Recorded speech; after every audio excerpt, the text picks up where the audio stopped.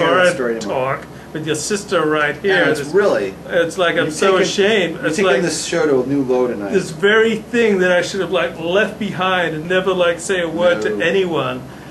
Instead, I'm schlepping it with me, and the stuff that I should be schlepping with me, or the great Torah that I've learned, I've left it behind. And I'm dwelling in this place of impurity, and it just makes me so ashamed. The story of Israel's redemption from Egypt. Ascetic masters teach this as being about personal redemption from slavery. The religious Zionists teach this redemption as primarily national political. So we all look at these stories in the Torah through our own lens. Can I say something? Yeah. The religious Zionists, I don't even know how to put it in words. Why don't you do an interpretive dance? Do an interpretive dance. If you can't put it in words, do an interpretive dance about religious Zionism. Yes, yes. I think that summarizes it more eloquently than anything you could have said.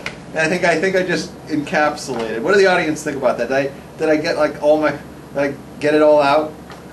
That was. Your sister has this like benign smile. Yeah, it's the kind that you don't trust. You don't know what she's going in. She's plotting something. She's going to take out 93 kids tomorrow. Chas v'shalom, has v'halila, had him a hero. No, but I really have a problem with religious Zionists. Yeah, I saw that in your dance. Yeah, I have a real problem with them. My problem is, like, which religion are they? It says religious Zionists. Which religion are they? Because Zionism, can I just say this? Can I go on a rant here? Yeah. Zionism is a religion, and it's a religion that is not Judaism. I'm not saying it's opposite Judaism. I'm saying it's not Judaism. No matter how you slice it, sorry. No matter how you slice it, everyone has to agree with me on this following statement. It's a religion, and it's not Judaism. And any religion that is not Judaism is a strange religion. It's a strange service. How do you translate strange service in Strange fire. Strange service is avodah zorah. Avodah zorah is idolatry. So what Zionism is idolatry. It's a different religion to Judaism. And in some parts it's diametrically opposed to Judaism. And the place it is diametrically opposed to Judaism is that it called for the creation of the state of Israel. All the Gedolim, every single major rabbi in the time leading up to 1948 screamed, "Do not create the state, it violates the Torah." So the Zionism in its inception, the creation of this state of taking over the land of Israel and calling it a Jewish state, violates the Torah.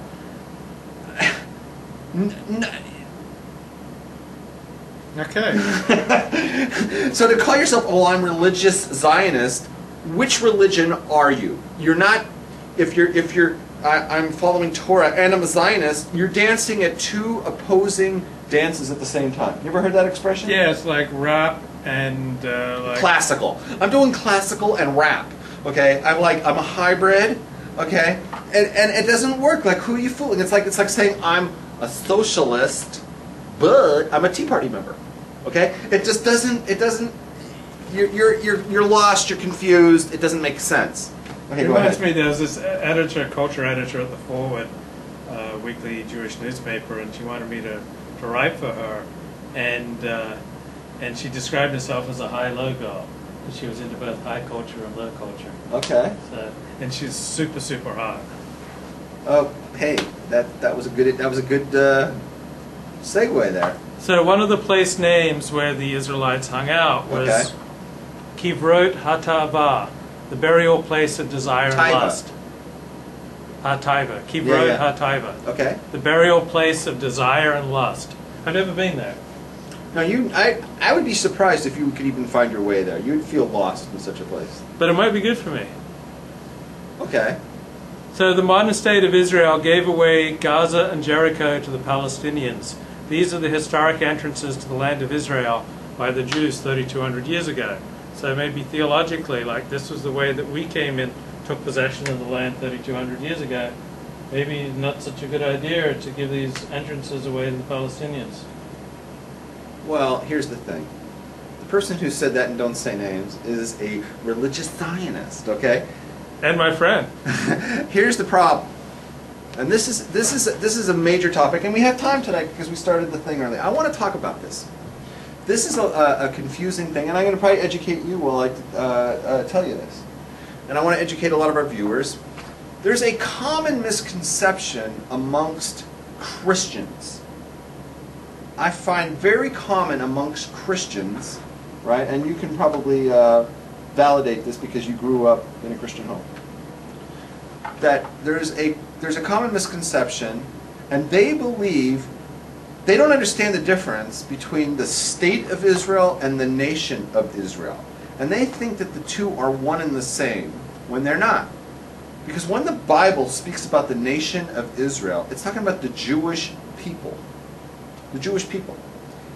And when the news talks about the state of Israel, it's talking about a modern secular state that was created by Bolsheviks and has been extremely blatantly anti-Torah in its history, and it was not created to be anything having to do with anything in the Bible because they reject the Bible as nothing more than folklore.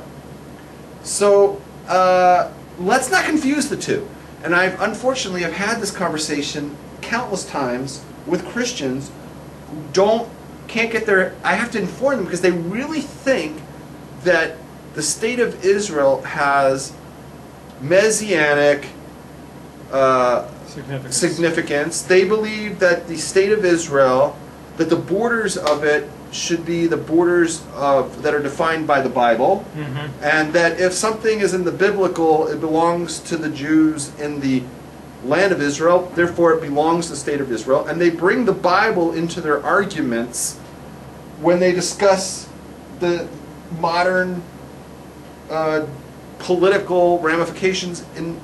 I'm just like, okay, wait folks, let's all take a back seat. That Bible, put it down. It's got nothing to do with today's secular state, and the proof to that is they reject the Bible. They have nothing to do with the Bible because they reject it.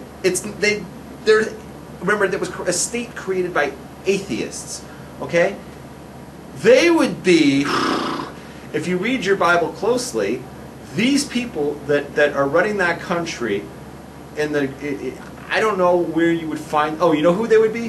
You know who they would be? These people would be. They'd be the Hellenizers. You know who they would be? They would be like the Sadducees. They would be like, you know what I'm talking about? Yeah. It would be, like, Judaism is talking about the people who run Eretz Israel. It's talking about the Jewish people, the Pharisees, right? You're following the Sadducees. This has nothing to do with them. These are people that reject. These are people that rejected the Torah, and it doesn't make sense to use. It doesn't mix. This is milk and meat. It doesn't mix. It's oil and water. They don't mix. Using the modern secular state of Israel, trying to argue along biblical lines doesn't work. And so Christians, please stop doing that. Stop doing it, because I've tried to explain it so many times that the two don't have anything to do with each other. And what's really frustrating is when Jews who claim to be from it, the religious Zionists, they start using this biblical, stuff for proofs on. It just gets weird. Okay, get that out. Get it out of the way. The Torah is not talking about the modern day state of Israel.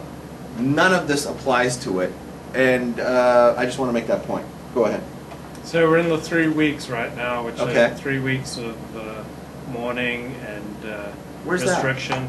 That? So the 3 weeks, in some narratives, they're primarily about personal redemption. Oh, okay. And in other narratives, the 3 weeks are primarily about national redemption. So some rabbis teach various aspects of the Torah, such as the 3 weeks. So this is about a time for you to look inward and examine your ways and to move to a higher level. Others talk about mainly in a national sense, that the 3 weeks and the destruction of the temple was caused by needless hatred towards Jews, and we need to learn to get along with our fellow Jews and to find common cause, with our fellow Jews. And they teach it more on a national explain. So, for instance, I went to